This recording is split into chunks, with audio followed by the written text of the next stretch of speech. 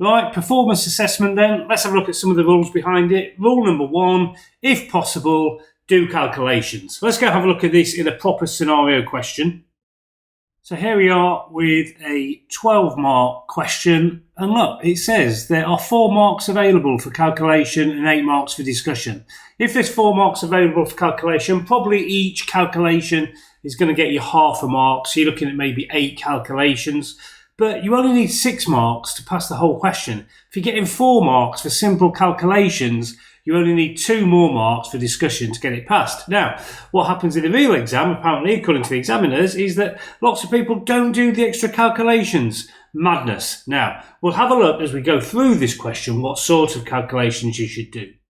Second rule, do everything asked. So what I mean is, looking at this question, do a performance assessment, yes, of each division, okay, but include the management of working capital. You've got to do everything asked. Loads of students in this question didn't bother with the working capital bit and therefore make it really, really difficult to pass. Now, what I want us to start thinking about then, if we're doing working capital, what sort of calculations could I do? Well, it's got to be things like receivable days, payable days, inventory days, current ratio. It's also working capital, isn't it? Quick ratio if we can. But all of those should be relatively straightforward for you, and therefore we are now well on our way to passing this.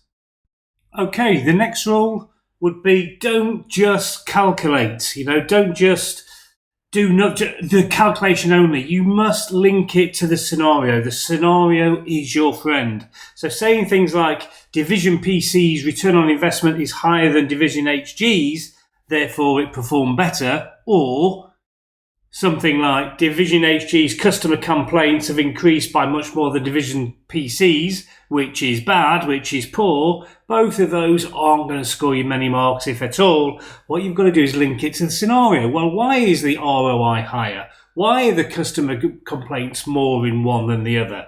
You're looking at assessing the performance, not just saying one thing's good, one thing's bad. Let's go and have a look at this, though, see how this all works by doing a proper question. Okay, so going straight to this question, here's the working capital calculations I've done. I would probably do current ratio and quick ratio as well, but I just want to focus on these.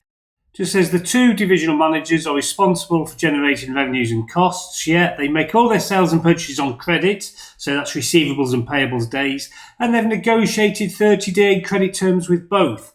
They've given you a target. You must use that target in your answer. So when you go down here and you say HG's got 30 days and PC's taking 60 days to get the money in, obviously HG is doing far better and they are reaching the 30-day targets. That's what gets you the marks. For payable days, you'd say HG seems to be handling it better than PC, a lot better, but still not reaching the target. Okay? And you'd say they both seem to be struggling on inventory days. We don't have industry averages, so we don't know. But HG seems to be doing worse than PC. Is there anything in the scenario that can help us? And just down here, this is the only bit in the scenario that really anything strange has happened. It says during the year, head office decided to invest 2 million in HG, in a computer system, in HG. This was against the advice of HG's management, so HG's management didn't want that.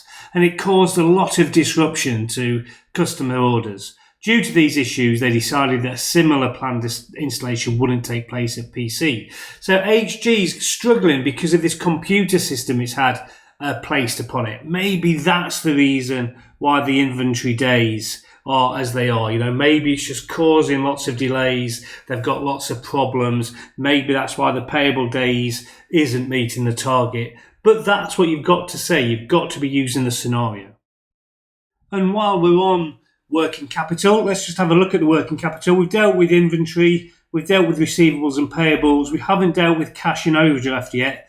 H has nice, healthy 650,000 cash in hand, whereas PC has 1.6 million overdraft. So you could say there that HG seems to be managing its cash much better That's why its receivable days are lower, because they're getting the cash in, and that seems to be reasonable.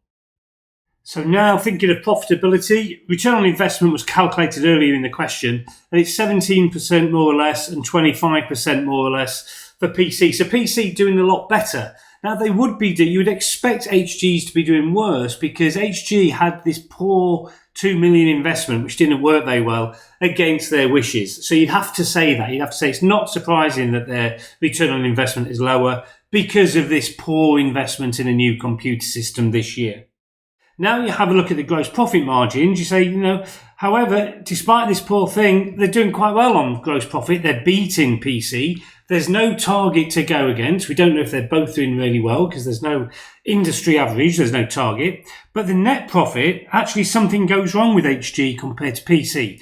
So HG seems to have a problem with its expenses somewhere. And you could say that might well be due to all the disruption to the customers' orders. Maybe that's costing us a lot.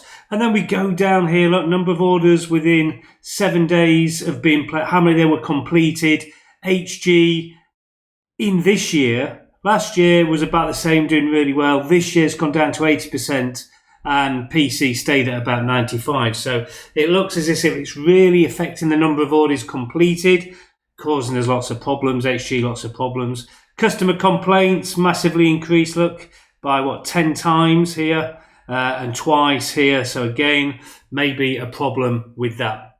All right, so you go through all that. You also might say here, it talks about head office running costs are shared equally between the two divisions. So you think, okay, they're not controllable, they're shared equally, but actually PC is a bigger, if you look at all the figures, they're a slightly bigger company, slightly bigger division, so maybe they should have more of their fair share, okay? That only really leaves me now to talk about staff turnover rate. So we see that actually that stayed the same for HG, and you might have thought, with a big computer system and it all go wrong, they might have lost some staff, but they haven't. They seem to have done really well in compared to PC, who have actually really worsened their staff turnover rate. People are leaving a lot more. So again, HG seems to have done reasonably well. So what I want to take from all of that is we did the calculations, we did the working capital, we did everything that was asked. When we were doing the calculations, we didn't just say one was good, one was bad. We always referred to the scenario because the scenario is our friend.